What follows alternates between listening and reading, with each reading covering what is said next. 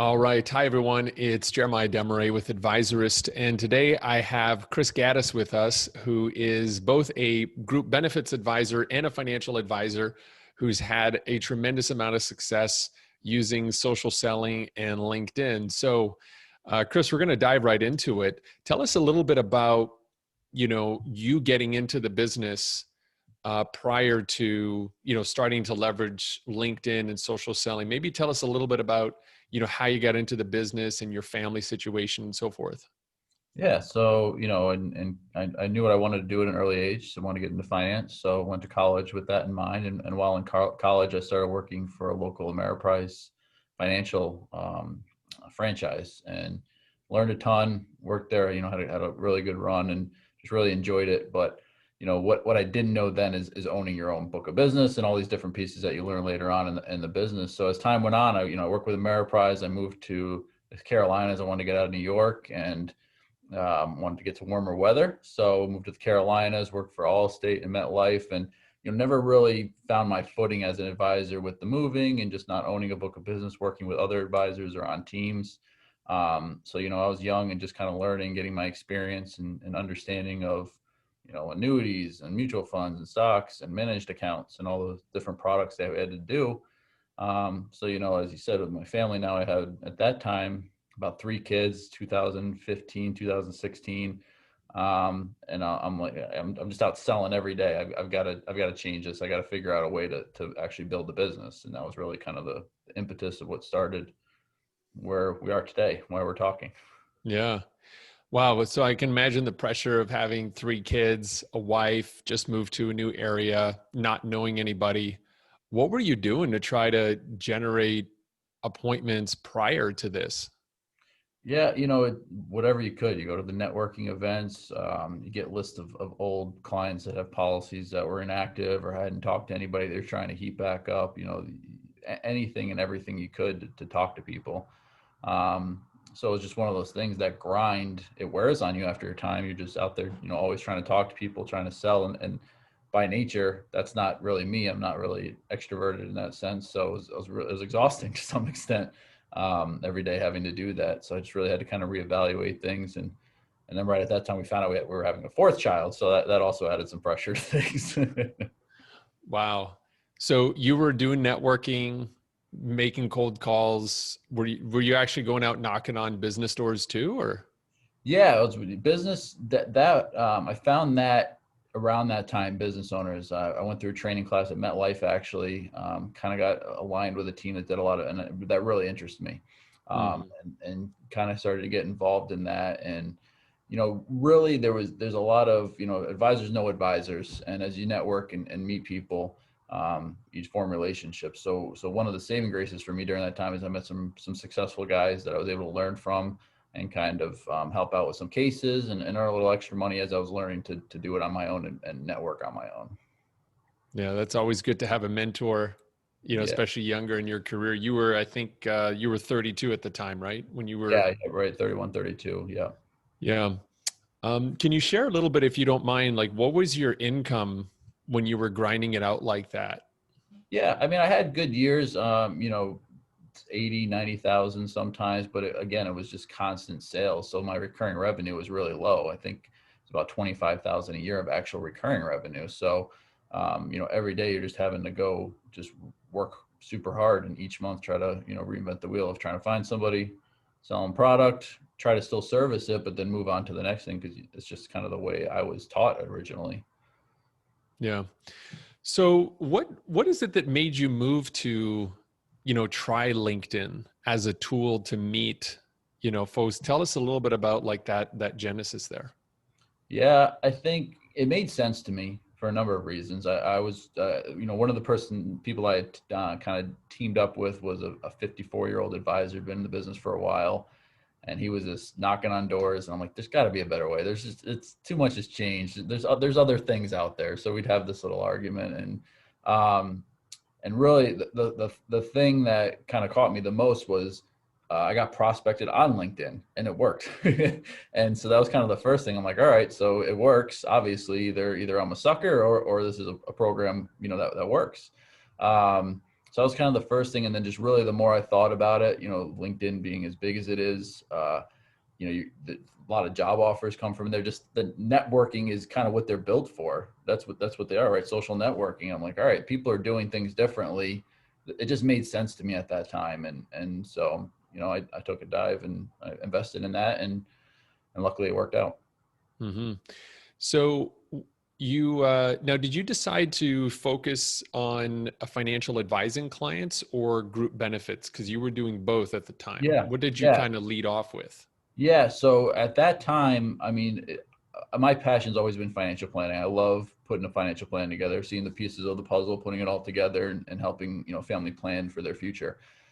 But, really with LinkedIn, I'm like, that's where business owners are. And I'd been working with business owners and I saw this really strong need for good health products, good group products, because a lot of these guys were complaining about their health insurance. And so I looked at it as P&C insurance. All these guys need it for their employees. If I can get in my foot in the door through that, I can do all these other products and services, 401ks, buy sells. I can work with their employees. So for that, I went the group benefits route. Okay. So obviously you had your product, you knew who your target audience was with business owners. Take us through, what did the first, let's say, 3 months look like for you after you started, getting into this? Yeah, they weren't good. It was scary. So I remember I launched in October and my first lead came in Thanksgiving Day. And I remember I was sitting at our Thanksgiving table and I had a lead come in. I looked up the group. I'm like, man, this is like, 800-person group. But it was someone trying to sell me something. So, and so after that, I just got kind of nervous. And looking back now, I've been doing it a number of years. The holidays are not the best time to start doing this. But the cool thing during that time was, and now that I understand, as an advisor, and I'll speak for myself here, but I know most of us are the same way. We're chasing leads and we're chasing opportunities and prospects. We get a couple, then we have to work on those. It takes a lot of time and effort to build a good plan and to put those into place. So you start doing that. You want to sell those plans, sell those clients, get them as clients. Then you do that, and then you're kind of stuck in that cycle again. Now I got to go out and find more people, and this is revolving cycle. But what happened during that time is I was having so much going out that was just sitting in people's inboxes and LinkedIn boxes that I remember January came around. I'm nervous. I'm investing money that, I don't really have. I'm having to, sell and do all these things, explain it to my wife during the holidays, which are always, tougher times. They're slower for advisors and you're spending some money. But I remember it was January 13th. I got 3 leads that were all solid leads. And after that, it was like one a day. And it kept kind of rolling from there. So looking back at the end of the year, I had 408 leads come in. I did all this math, 408 leads, 64 quotes, and it was 28 closes of that. It was about 150,000 a year in recurring revenue now, instead of that 25 I was at now was, I woke up on January 1st that next year and, didn't have so much stress. That's for sure. Wow, that's pretty amazing to go from, you said you were doing about 25,000 to 150,000. So what would you estimate your return on investment was? You can just ballpark it if you want, from investing in LinkedIn for 1 year to the revenue you made. I mean, I'd have to be easily 10 times, easily 10 times. But you think, what it did for me, the consistency in which my business was able to operate after that, because I always had a steady flow of people. Not having to go to early morning and late night networking events and chasing down people and having coffees and all this. I was talking, I talked to people after, like, yeah, we're going to get coffee. I'm meeting with this one. I'm like, I'm not doing that anymore. I'm staying in my office. I'll go out when we get some paperwork signed or something. It just changed my lifestyle as well. And just, the fact I wasn't have to chase people anymore. I think that also helped my business when, I think people feel that desperation sometimes, because there was times I'm like, I got to sell this client. I gotta, do my best here to get them as a client. After that, it's just, you're just working with people, you're doing the right things, and you're working with the people you want to work with more than anything. Wow. So you started talking a little bit about the ancillary benefits, right? So there's the revenue side, but I heard that you had a change in lifestyle too. Yeah. What did that do for your time, knowing that you kind of had this engine running in the background? Did that give you Yeah. more time? And Oh yeah, I mean, it allowed me to be present a lot more. I mean, a lot of times you're home, you're just thinking, how do I find somebody? What networking events can I go to? Who can I call? Where's the business? Where's the next dollar coming from? And you're trying to hit goals each month. So it just changes. Now I'm home at night. I'm able to relax a little bit, play with my kids, not thinking about what I got to do tomorrow. I can kind of sit back knowing tomorrow is just another day, right? And so it definitely changed just my lifestyle in general, my worry. It made me busier. I'm not gonna lie, but I hired an assistant. And, LinkedIn takes time. It took time to run that, to do the follow-ups. It's not easy. It's not like it's just people are signing on the dotted line every time you message them. It's still work, but I hired an assistant to start doing that for me, so I was able to do that and get that time back. So it provided a lot better lifestyle for me moving forward. What would you say, like if you were to ballpark it, and I know you probably weren't measuring it, but in terms of hours per week that you got back because of this process, what would you say on average, how many hours a week were you getting back? Well, I think initially I probably lost hours. I invested more time, but they were productive hours. I was following up with clients, people that said, "Hey, Chris, I'm interested in your service. Let's talk." Instead of going to a networking event and getting 10 business cards and calling people up, and the things that you're taught, smiling and dialing, all those things that you do as a young advisor. So I would say initially probably I invested more time, but it was productive. I felt good about it, because I didn't feel dirty about just chasing people that maybe really didn't need me at the time, but I needed them. Um, but I mean, after that, it changed dramatically once I was able to really refine my own process, put that into place, have somebody actually do the redundant tasks that I was having to do each day with the follow ups and everything. And then lifestyle, quality of lifestyle. We've been able to take some trips as a family that I never thought we would be able to take, and do different things. So it's really been good for us. Yeah, that's beautiful. So when you think about looking back on your experience, and by the way, are you still using this method? Yes. Yep. Would you Yeah. ever go back to the old way? No, no, not no. Especially as an introvert, there's extra energy having to be put out, and I was exhausted just from that. So it's been much better. I can understand that. Um, what do you think that if you were to go back to yourself when you started with this program, right? What would you tell yourself so that you'd maybe have a better perspective, or maybe you would do something different? Because as people watch this case study, we want them to also have the right mindset, because it's one thing Yeah. to say I'm going to be doing social selling on LinkedIn, or I'm going to hire a company to do it, or I'll do it myself. But there's also the mindset that separates, I think, the winners from the losers on this platform. What would you go back and tell yourself in terms of advice? Yeah, there's a couple things I would, initially the mistakes I made those first, why I said the first few months weren't great. I mean, it was a timing thing as well as my target market. I was going after groups of 500 plus. I'm like, hey, this is going to work. Let's go kill it, right? Let's go elephant hunt. Which what, that I wasn't true to myself. I never worked. If I actually got a group that side, I probably would have embarrassed myself. Um, so, I think that's one thing. Stick to your market, stick to what you know. People see that, they see through that. They're gonna look you up. They're gonna learn more about you by searching you online before they talk to you than they will actually talking to you. So I think that's a big thing. The time that you invest in it's super important, but be deliberate about it. So one thing I did unknowingly at the time was I was putting these people in my CRM manually each night. I sit and do it.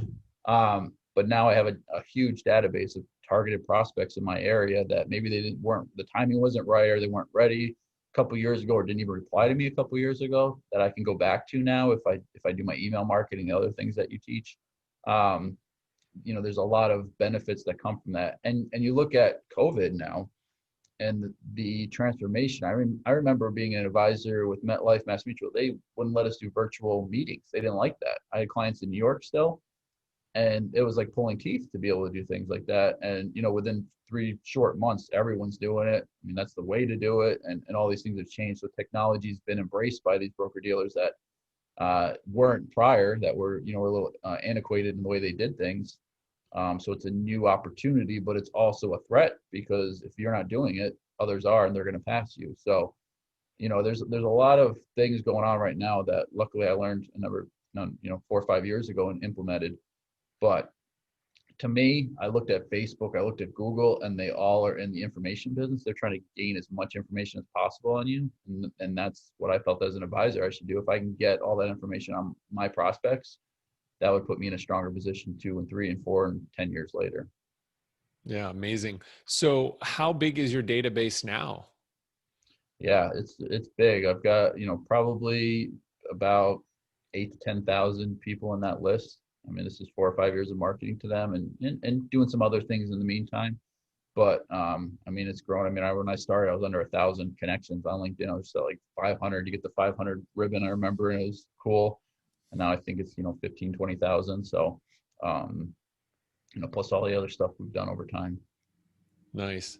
So a couple of things I picked up from you, what you said, that I think is valuable for advisors watching this video, whether you're in group benefits, financial planning, retirement, life, whatever, is, stay within your, like, define a niche, right? You were business owners, that's your niche. And you also knew within that niche, there was a sub niche you went after, which was smaller companies, right? Yep. What about the time that it took? Now, you were under a lot of pressure with, 3 kids and just moving and all that. How much time do you think, like, you probably thought you were going to get leads right away, Oh yeah. right? Like Yep. today, tomorrow, I'm going to get, all these leads on my calendar. What's the realistic way to think about this? Yeah. Well, it's funny.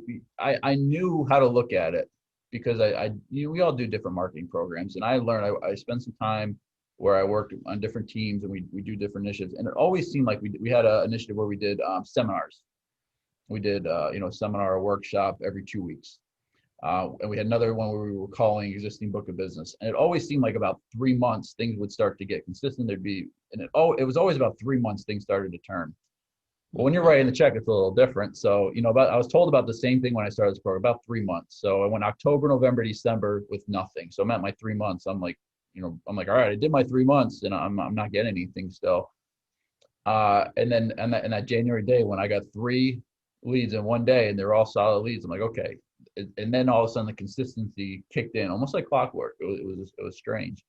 But I didn't close my first deal for another 3 months. It was March 1st was when that deal, because there's still the sales process and the sales cycle. So it was almost 6 months. And, it wasn't cheap. But, I believed in it. I saw the results. And I was thinking long term at that time because I was just tired of pounding the pavement. It was really exhausting just going out every day and having to, meet a sales quota each month. So, Yeah. And it was working, so I stuck with it. So this is really, and I know this, but I think it's good for people watching this to know, this is a long-term strategy, right? If you want to stop trying all the things that 90% of advisors and agents do when they get in the business and get into that grind, of like always having to talk to somebody new. And you want to put all those things aside and just work on one technique, one strategy that's truly working, not just for this year, but for next year and the year after and the year after, and know it will consistently bring results. You love LinkedIn for that.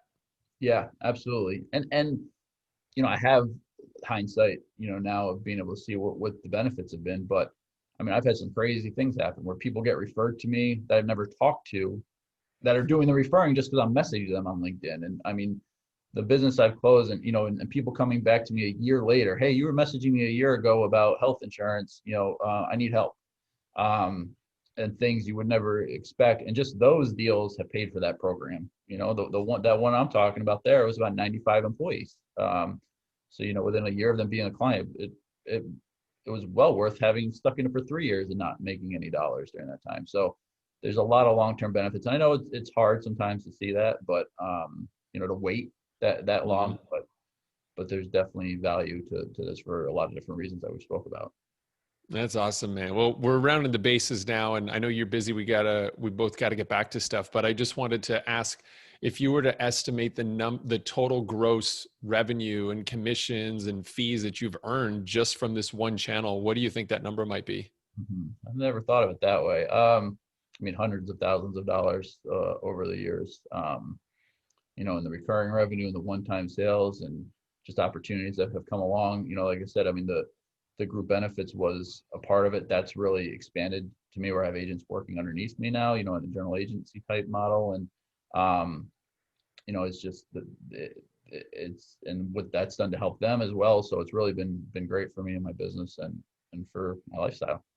That's awesome, man. I'm so happy for you. And now that your kids have their dad back, you can be present at home. You don't have to worry about, what's coming in this month, because you got this book of business that you invested in the time and the process and the right, vertical, right? You chose a vertical, social selling, in order to help grow your business. What would you say to, just last question, Chris, what would you say to an agent or an advisor that's thinking about, getting started with this, but might be a little skeptical even after hearing all this? Like, what words of wisdom could you give them? Yeah, I mean, I understand the skepticism. I see things like this all the time, people saying that, and there's always a disclaimer: results not likely, or something on the bottom that you got to look closely at.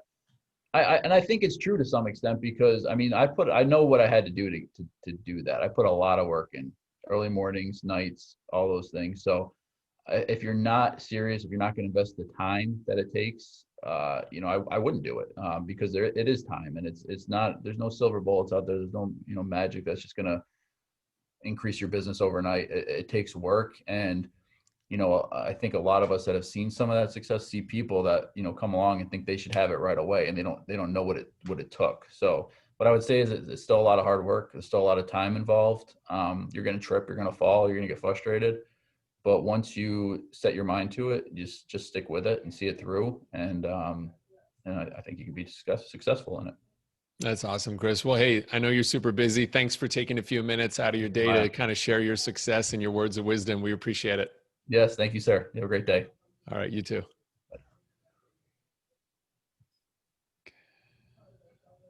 All right.